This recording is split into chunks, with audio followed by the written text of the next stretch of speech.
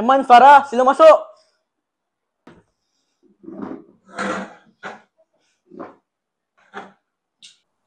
Selamat pagi tuan. Selamat pagi. Saya rasa saya layak dapat jawatan ni. Bagus dia ni. Ni pula.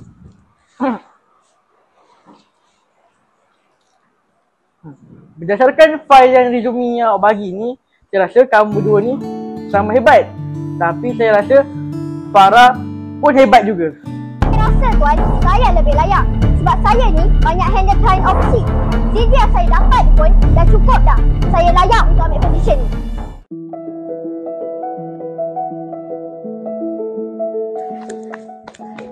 Kejap lah tuan.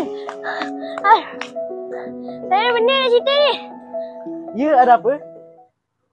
Ya, Saya saya. ada sedikit hadiah untuk saya dapat position ni. Oh, ya ke? Saya tuan, saya betul-betul nak position ni.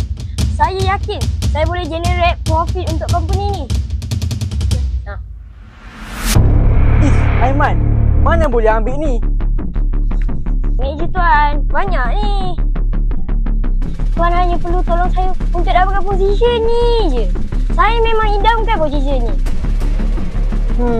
Okeylah. Saya terima.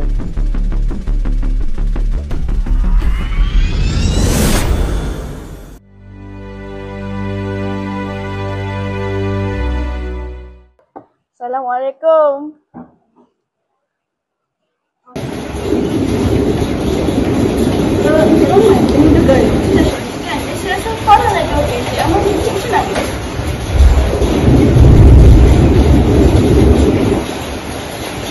Aiman, encik pasti ke?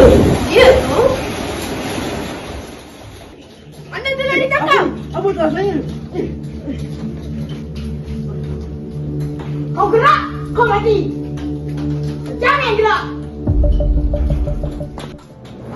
Seorang pengusaha manusia ditangkap kerana mengambil rasuah bernilai RM10,000.